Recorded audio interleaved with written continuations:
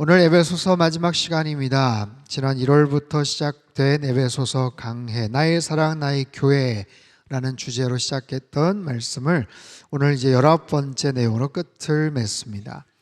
에베소서는요 6장으로 구성된 서신서입니다. 그게 두 부분으로 나뉘어 볼 수가 있죠.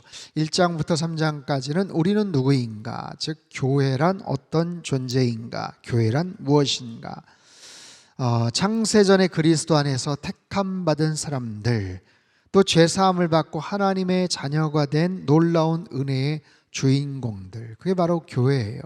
오늘 성가대가 너무나도 귀한 찬양 올려드렸는데, 오 해피데이, 나를 죄 가운데서 건져주신, 사망의 권세 가운데 눌리지 않고 살아가게 하시는 하나님의 놀라운 구원의 역사들, 그 속에서 모든 막힌 담들이 다 허물어지고 한 새 사람을 지어서 하나님과 화평케 하는 놀라운 은혜와 하나님의 비밀이 담겨져 있는, 바로 그것이 바로 교회죠. 4장부터 6장 후반부까지는 어떻게 살 것인가, 우리는 누구인가, 그렇다면 어떻게 살 것인가, 그 부르심에 합당한 삶에 대한 내용을 6장까지 쭉 소개를 합니다. 성령이 하나 되게 하신 것을 힘써 지키는 것, 이제는 옛사람을 벗어버리고 새 사람을 입어서 살아가는 것, 빛의 자녀답게 거룩한 삶을 살고 성령 충만한 삶을 살아가는 것. 어디에서요? 우리 일상에서, 특별히 우리 가정 안에서, 우리 일터에서, 정말 하나님께서 주신 삶의 모든 그런 여러 가지 기회 속에서 삶으로 복음을 전하는 아비투스의 경건한 삶에 대한 내용을 살펴봤어요. 근데 이것이 결코 쉽지 않습니다. 우리의 힘으로 어려워요. 하나님의 전신갑주로 날마다 무장하여서 살아가고 영적 전쟁에서 승리해야 됨을 선포했죠. 지난주에는 마지막으로 복음의 동역자 두기고에 대한 이야기를 우리가 함께 살펴봤고요. 오늘 본문 마지막으로 이제 편지를 이제 마무리하고 있어요. 여러분, 에베소 교회는요 사도 바울이 세웠던 여러 교회 중에 가장 큰 애정을 갖고 있었던 그런 교회입니다. 3년간 사역했고요, 별다른 방해가 없었어요. 충분하게 복음을 전했습니다. 충분하게 하나님 말씀을 가르쳤고 성령의 놀라운 역사들이 많이 나타났던 바로 그런 교회, 특별한 애정을 갖고 있었던 것 같아요. 특별히 2년간 미결수로 로마에 갇혀 있으면서 유독 에베소 교회가 이런 모습으로 그 교회의 영광을 회복했으면 좋겠다, 교회의 아름다운 핵심적인 능력들을 계속해서 갖고 살아갔으면 좋겠다 하는 것을 담아서, 그런 애정을 담아 편지의 마지막을 이렇게 맺죠. 23절과 24절을 다시 한번 천천히 읽어보도록 하겠습니다. 시작. 아버지 하나님과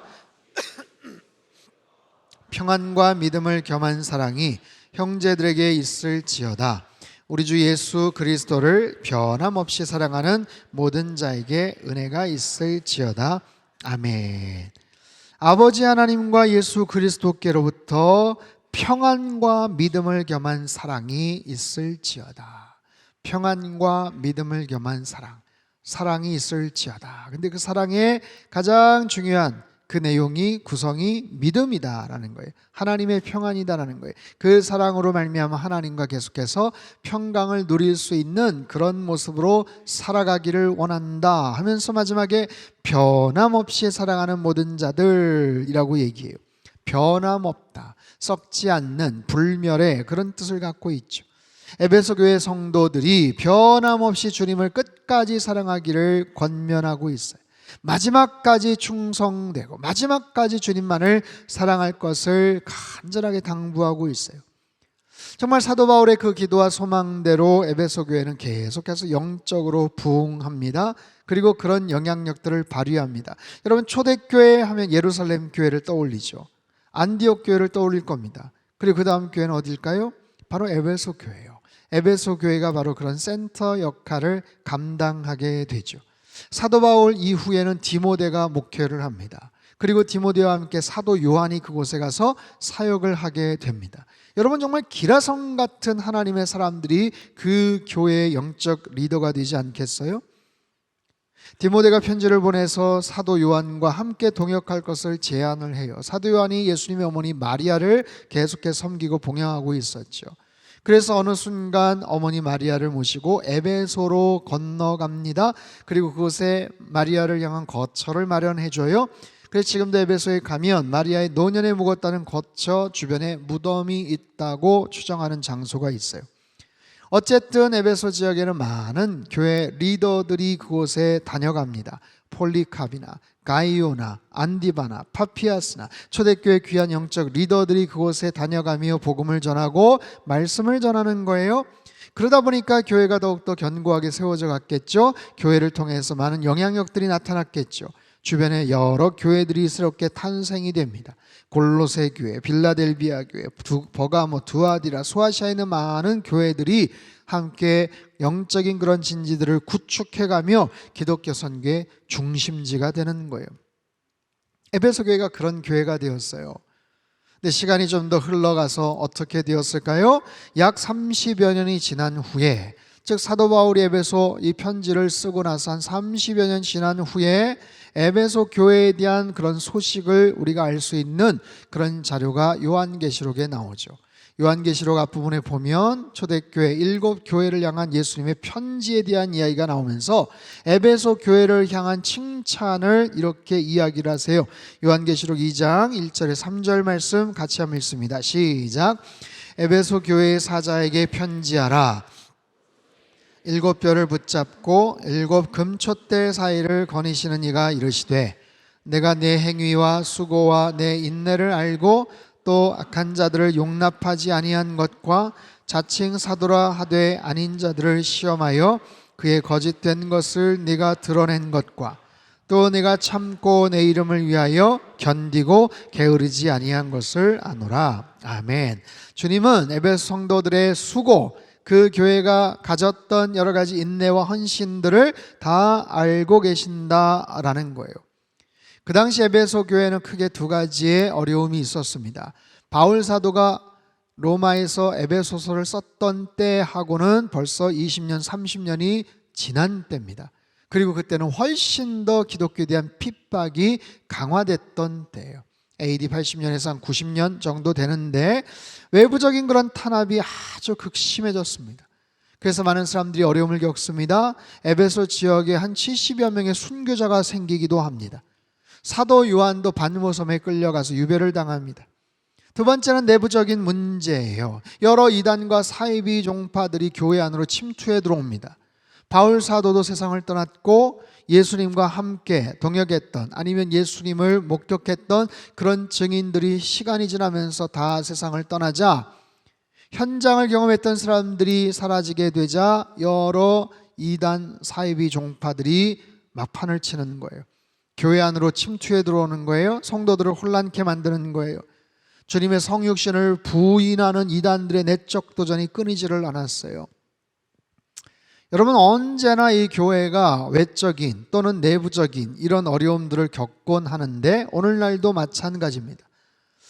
오늘날 탈종교의 시대를 살아가고 있죠. 탈기독교의 시대를 살아가고 있습니다. 교회에 대한 여러 가지 부정적인 사회적 이미지들이 있어요. 최근에 극단적인 정치적인 이슈들로 인해서 교회가 어려움을 겪고 있는 사이에 신천지나 JMS 같은 이단 사이비 교단들이 아주 대놓고 드러내놓고 이제 포교 활동을 서슴없이 하곤 합니다.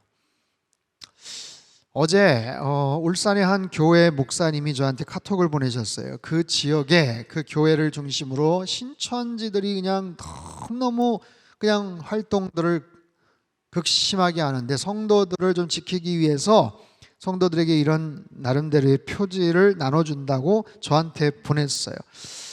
이게 보이실까 모르겠는데 신천지, 소위 말 신천지 예방 자기 점검표입니다.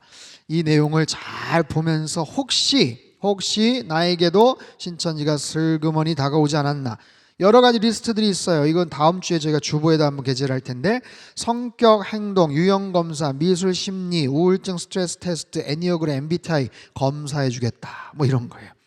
누군가에게 찾아와서 또 선교훈련 명목으로 신앙 이야기를 접근한 적이 있다.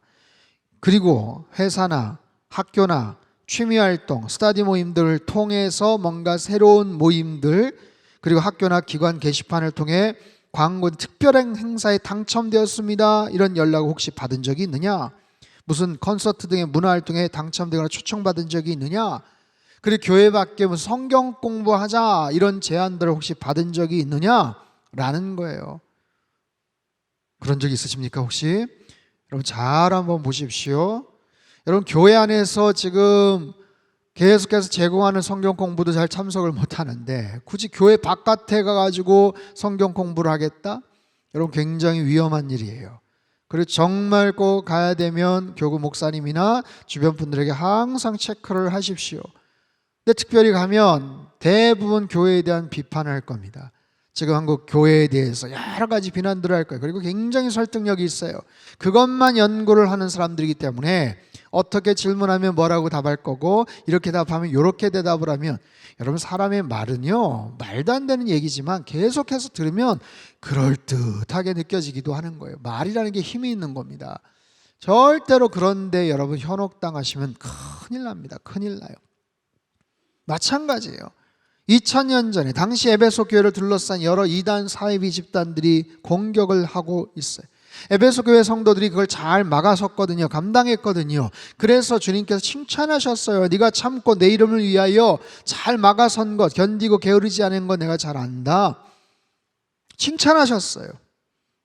그런데 4절에 가면 그 칭찬이 책망으로 바뀝니다. 그러나 너를 책망할 것이 있나니 너의 처음 사랑을 버렸느니라.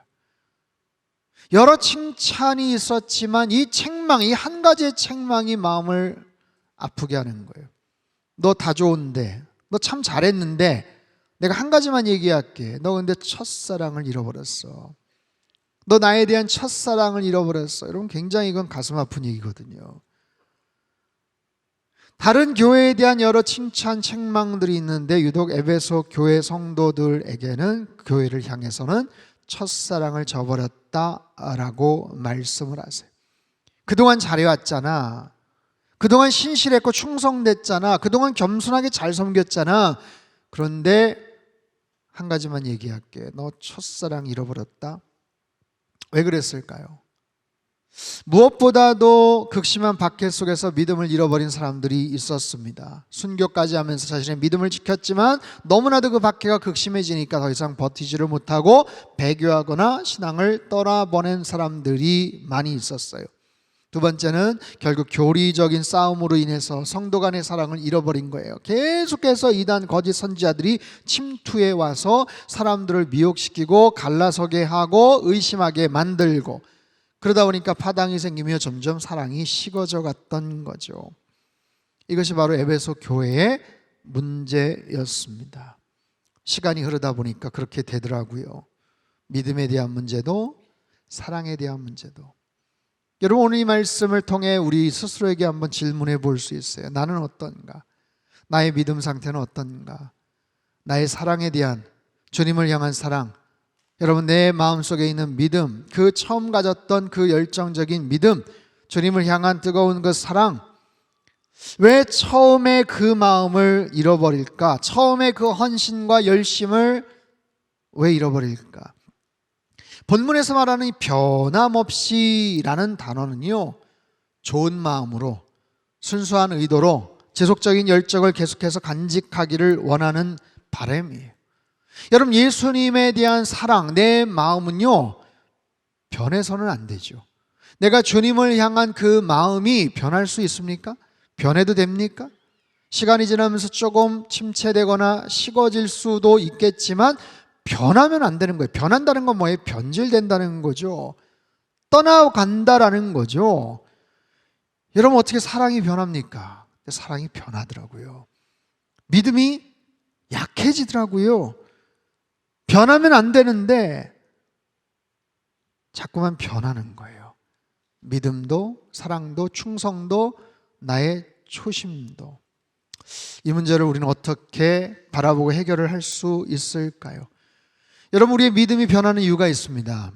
우리 사랑이 변하는 이유가 있어요. 여러분 사실 안 변하는 게 더 이상하죠. 나는 절대로 변하지 않아 라고 자신 있게 말할 수 있는 사람 한 명도 없을 겁니다. 시간이 지나다 보면 변하게 돼 있어요. 나만 변했어? 아무개도 변했지. 뭐 이런 거예요. 여러분 시간이 지나면 상황이 바뀌면서 변하게 마련입니다. 여러분 모든 일을 다 변해요. 음식 얘기를 해볼까요? 음식이 왜 상할까요? 왜 변할까요? 당연한 거 아니겠어요? 음식이 상하대? 여러분, 음식이 상하죠. 실온에 있으면 상하죠. 시간이 지나면 상하죠. 어떻게? 냉장고에 둡니다. 냉장고에 있어도 오래 시간이 지나면 또 변합니다. 냉동고는 좀 다르겠지요. 그런데 어쨌든 세상의 모든 것은 이처럼 환경에 따라 변하는 거. 우리도 마찬가지예요. 믿음 생활이 그렇게 열정적이고 뜨겁게 간절하게 정말 마음속 깊은 곳에서 통곡을 하면서 눈물을 흘리며 하나님 앞에 매달렸던 때가 있었는데, 문제가 좀 해결이 되고 시간이 좀 지나고 상황이 좀 괜찮아지면 여러분, 그때 그 열정이 잘 안 나와요. 익숙해지면 권태로워지는 거예요. 매너리즘에 빠지는 거예요. 그렇기 때문에 이 마음이 변하지 않기 위해서는 어떻게 해야 될까요? 내 마음이, 내 믿음이, 내 사랑이 변하지 않기 위해선 어떻게 해야 될까요? 이게 오늘 설교의 핵심입니다. 자, 나의 믿음이, 나의 사랑이 변하지 않기 위해서는요, 여러분, 하나님 안에 늘 접속되어 있으셔야 됩니다. 다시요, 하나님과 늘 연결되어 있으셔야 됩니다. 늘 예배와 말씀, 기도와 섬김, 교회 공동체 안에서 서로 연결되어 있지 않으면, 떨어져 있으면, 시간이 지나면 여러분 변질되고 식어져 버리는 거예요. 사람은 그럽니다. 변할 수밖에 없는 사람, 변할 수밖에 없는 환경에 노출되어 있으면서 안 변하겠다라는 것은 거짓말이에요. 여러분, 어떤 믿음 좋은 사람도, 어떤 뜨거운 사랑과 정말 헌신을, 열정을 가진 사람도 시간이 지나면, 세월이 흐르면, 혼자 있으면 변하는 거예요. 그래서 접속되어 있으셔야 돼요. 자, 음식 얘기를 다시 한번 할까요? 여러분, 가끔 전기가 나가거나 냉장고에 문제가 생기면 어떻게 합니까? 냉장고에 있는 음식이 문제가 생겨요. 오랫동안 장시간 휴가를 갔다 오거나 아니면 외출을 했는데 그 사이에 문제가 생겼다. 여러분, 가끔 그런 일 있잖아요. 폭우가 막 쏟아져 가지고, 아니면 어떤 문제가 생겨서 그 일대 그 지역에 전기 공급이 끊겼습니다. 이런 얘기는 있잖아요. 며칠 동안 전기가 들어가지 않습니다. 엘리베이터 왔다 갔다 그냥 걸어서 올라가야 되고, 냉장고 어떻게 할 거예요? 어떻게 할 거예요? 막 얼려있던 냉동고에 있는 거 다 녹아내리잖아요. 그게 아니라 실수로 코드를 뽑았거나 전기 공급이 안 되면 여러분, 냉장고에 있는 거 다 상합니다. 마찬가지. 우리의 믿음이, 우리의 사랑이 식지 않으려면, 상하지 않으려면 변함없는 하나님의 사랑과 접속되어 있어야 돼요. 우리는 변합니다. 하지만 하나님은 언제나 한결같이 우리를 사랑하시는 줄 믿습니다. 그래서 그 사랑의 본질이신 하나님 앞에 늘 가까이 가셔야 되고요, 그분 앞에 코드를 꼽아서 항상 접속되어 있으셔야 돼요. 아침 저녁으로 여러분 늘 하는 게 있어요. 의식을 치르듯이 하는 게 있어요. 뭐죠? 핸드폰 충전이에요. 충전하시죠? 나 오늘 핸드폰 충전 안 하고 왔다. 손 들어보세요. 안 하면 여러분 불안합니다. 큰일 났다. 이거 충전해야지. 우리나라는 정말 좋은 나라입니다. 어디 가면 또 충전할 수 있는, 식당 가면 충전할 수 있는 데가 다 있어요. 근데 만약에 충전을 안 하고 내가 어디를 간다, 충전해야죠. 충전을 했다고 생각했는데 몇 시간을 충전했는데 알고 봤더니 충전이 제대로 되지 않았다. 그럴 때 있습니까? 없습니까? 있거든요. 접속이 불량이 되어 있거나 아니면 다른 기기랑 꽂혀져 있어서 충전이 더디되거나 그럴 때 있어요. 여러분 보세요. 충전기도 고속 충전하는 게 있죠. 고속 충전하는 거 있죠. 가격이 좀 비싸도 정말 속 시원하게 충전되지 않습니까? 금방금방 충전이 돼요. 여러분, 그런 거나 마찬가지예요. 근데 중요한 것은 내가 고속 충전을 하느냐 저속 충전을 하느냐, 가장 중요한 건 뭐예요? 코드를 어쨌든 꼽아야 돼요. 꼽아야 돼. 충전을 해놓지 않고서 어떻게 내가 계속해서 동일한 에너지와 믿음과 사랑을 지속할 거라고 생각을 하겠습니까? 그렇지 않아요. 세상에 어떤 사람도, 어떤 믿음 좋은 사람도 과거에, 왕년에, 옛날에 내가 어떤 사역을 했고 어떤 믿음을, 어떤 직분을, 어떤 여러 가지, 그러나 나는 변하지 않을 거다, 여러분 착각이고 오해입니다. 변합니다. 예배를 한 달만 제대로 드리지 않아도 변합니다. 시험해 보십시오. 아니, 시험하시면 안 됩니다. 여러분, 정말 조금만 내가 소홀히 해도 변하게 되어 있어요. 하나님 말씀이 들어오지 않으면 하나님과 기도하고 하나님 앞에서 내가 예배하는 시간들이 자꾸만 배제되고 상실이 되면 여러분 우리의 믿음은 식어지게 돼 있어요. 우리는 내 안에 있는 것들을 자생시켜서 그 온도를 유지할 수 있는 능력이 없는 존재들이에요. 그렇기 때문에 언제나 외부적으로 주님 앞에서 고속 충전될 수 있는 변하지 않는 주님과의 영적인 케이블을 꽂아서 항상 충전해 나가야 되더라라는 거예요. 여러분 이 마음을 가지고 사도 바울이 에베소 성도들에게 권면하는 거예요. 사랑하는 에베소 성도들이여, 당신들 수많은 여러 가지 이야기들을 지금까지 해왔지만 오늘 19번째 시간이거든요. 여러분 지금까지 정말 에베소서에 있는 귀한 그런 말씀들 기억을 하실 수도 있고 못하실 경우가 더 많겠지만 마지막 한 가지 메시지, 변함없이 주님만을 사랑하며 살아가시기를 축원합니다. 변함없는 믿음의 사람으로 살아가시기를 축복합니다.